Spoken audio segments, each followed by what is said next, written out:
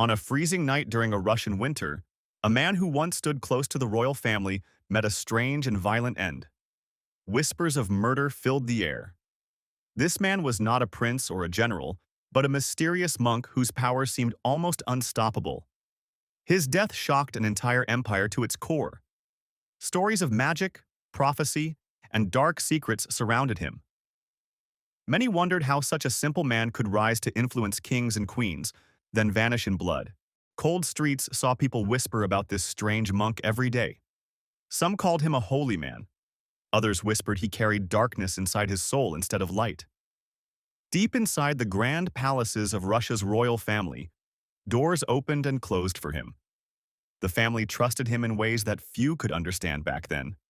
How could a poor peasant from a frozen village become more important than noble generals, rich businessmen, and priests?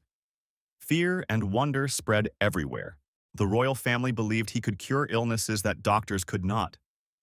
Some even said he could talk to God, but others believed he spoke to darker forces. Strange events followed wherever he went. People began to question what was real and what was trickery made by a man who seemed to wear many faces at once. Fear gripped the hearts of many. If this man could control even the rulers of Russia, what would he do next? What secret dangers waited in the cold darkness? Grigory Rasputin was born on January 20, 1869, in a small village named Pokrovskoye, deep in the frozen lands of Siberia. Life there was cold and unforgiving. Siberia had long been a place where criminals and exiled people were sent. It was one of the hardest places to live, with bitter winters and a daily fight to survive. Rasputin's family were poor peasants. His father worked as a farmer and courier, while his mother struggled to raise many children in the cruel Siberian winters. Before Rasputin's birth, all of his siblings had died young. The cold, sickness, and hunger claimed many lives, but somehow Rasputin survived against all odds. As he grew, Rasputin started to report seeing strange visions. He claimed that angels spoke to him through dreams, showing him things that others could not see. Rasputin also had a gift for healing. Villagers believed he could cure sick horses just by touching them, and many thought he was touched by a divine power. Some believed Rasputin was a saint sent by God, while others feared he was working with dark forces. Arguments about his true nature spread across the village. Each story made Rasputin's mystery grow. People whispered about his powers in the markets, at family dinners, and among friends gathered around the fire at night. From a young age, Rasputin lived with the weight of two images: a holy man blessed with miracles, or a dangerous soul filled with hidden danger and dark magic. Growing up, Rasputin often got in trouble. He drank heavily, fought with neighbors, and even stole horses. Many feared him, but no one dared to punish him strictly. One day, after stealing a horse, Rasputin ran away to a local monastery. There, the quiet life of prayer and hard work deeply changed something inside him forever. At the monastery, Rasputin met Makarij, a wise and kind mentor. Guided by Makarij's teachings, Rasputin decided to live a spiritual life, leaving behind his violent past. However, Rasputin's journey to faith was not simple. While traveling through Siberia, he crossed paths with secret religious groups that mixed holy ideas with dark acts. One of these groups was called the Klisti. They believed they could purify their souls through strange dances, choking themselves, and even wild behavior afterward. Although nobody knows for sure, many believe Rasputin joined these hidden meetings. Such experiences only made his reputation as a man of both sin and salvation grow. After years of wandering, Rasputin became a religious traveler. He went from village to village without shoes, trying to share his special visions and mysterious powers. He wore chains underneath his clothes and rarely bathed, choosing to suffer as a way to feel closer to God. His unusual ways surprised and confused the villagers. Slowly, people started seeing Rasputin not only as a strange wanderer, but perhaps as someone truly touched by higher forces, even if not everyone trusted him fully yet. After years as a wandering holy man, Rasputin felt called to St. Petersburg.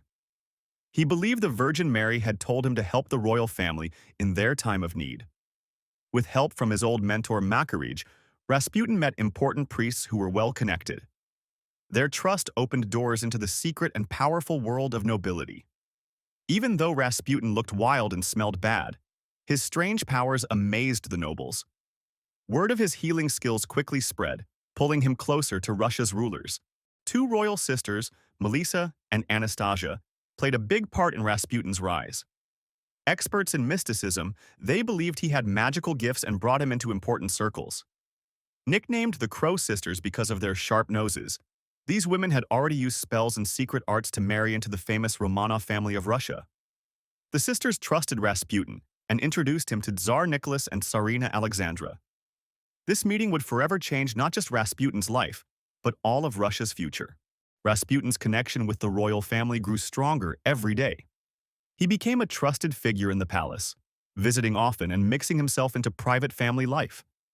At first, Rasputin appeared as a holy aide, but soon, his behavior became strange. He began drinking more, meeting secret guests, and behaving in very inappropriate ways. Even with his shocking actions, Tsarina Alexandra continued to trust Rasputin. She believed he was sent from God and could not believe the bad rumors swirling around him. At his secret meetings, Rasputin would act strangely, sometimes claiming he spoke to spirits. His followers, mostly women, continued to believe he had magical powers. Rasputin's addiction to alcohol and strange performances made many members of the Russian court suspicious. Some began worrying that he was leading the royal family astray. Priests who once supported Rasputin now said he must have gotten his powers from darkness. Politicians also warned the Tsar and Tsarina, but their warnings were ignored. Newspapers began to spread many shocking stories about Rasputin. They wrote about his wild drinking, his mistreatment of women, and his strange control over powerful leaders. The Russian people grew angry. They asked why a dirty, simple peasant had so much influence over their rulers.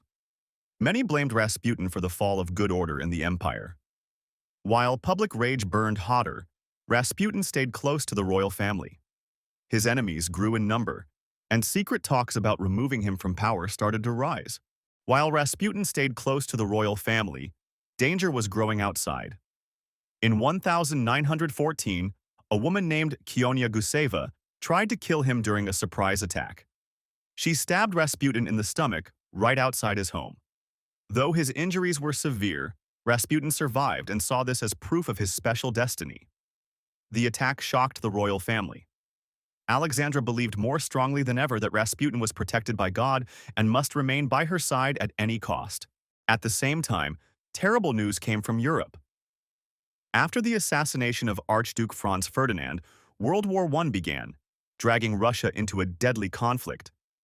Rasputin warned the Tsar not to enter the war, saying it would bring great bloodshed. But his fears were ignored, and Russia marched into battle with pride. Soon, soldiers died in huge numbers, and Rasputin's dark warning seemed to come true. The streets of Russia filled with sadness, hunger, and growing anger. As Tsar Nicholas went to lead the army, Tsarina Alexandra ruled in his place. Alone and worried, she trusted Rasputin more than ever for guidance and strength.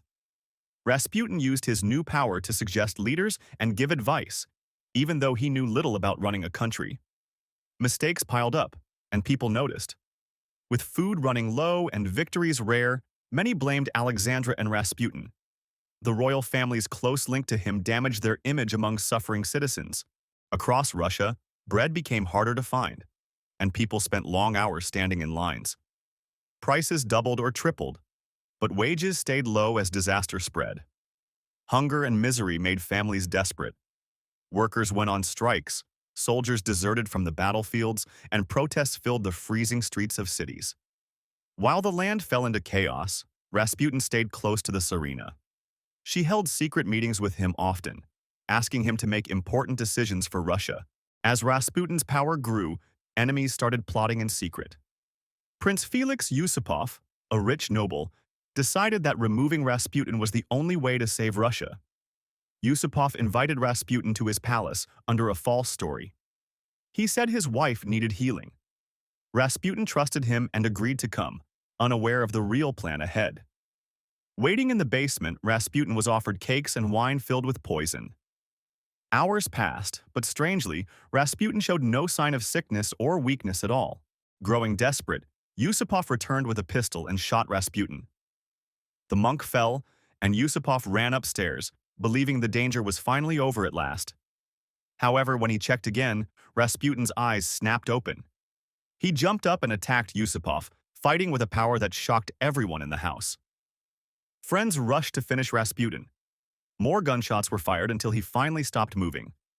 Yet even after so many wounds, his death did not seem ordinary. The men stuffed Rasputin's body into a car and drove to a frozen river. They dropped his body through a hole cut in the ice, hoping the freezing water would hide him. Later, when his body was found, strange stories spread. His hands were positioned upward, as if he tried to push against the ice trying to save himself. Even after poisoning, shooting, and the freezing water, rumors said Rasputin fought death until the last breath. Many believed no natural force could destroy him. Rasputin's death caused fear and wonder across Russia. Some felt safe again, but many feared that he might return, like a ghost, to take revenge on his killers. Shortly after his murder, the Romanov family faced terrible problems. The Tsar was forced to give up his throne as the empire began to fall apart faster and faster.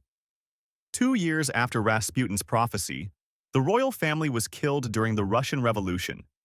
Many linked their tragic end to Rasputin's final dark warning. After Rasputin's death, the royal family lost much of the trust they once had from their people. Many believed their close bond with Rasputin had poisoned their rule. Anger toward the rulers burned hotter. Citizens, soldiers, and workers grew tired of hunger, death, and leaders who seemed blind to their pain and daily struggles. Without Rasputin, the royal family seemed weak and confused.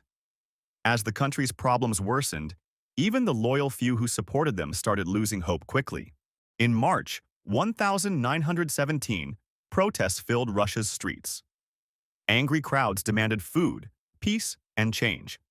Soldiers refused orders to attack them, joining the people instead. The Tsar was left no choice but to give up his throne. After hundreds of years of Romanov rule, the empire crumbled in just a few weeks, shocking the entire world. Nicholas and his family were arrested. Their power was gone, and the new leaders of Russia soon decided they would not allow the old rulers to ever return again. Over time, Rasputin's story became a symbol around the world. Some remembered him as a healer, but many believed he was a dark shadow that helped ruin an empire. Historians argue whether Rasputin truly had magical powers or simply used tricks and fear. However, there is no doubt he changed Russia's history forever. The name Rasputin still brings images of mystery, madness, and power abused. He stands as a strange warning about what happens when blind trust leads a nation astray.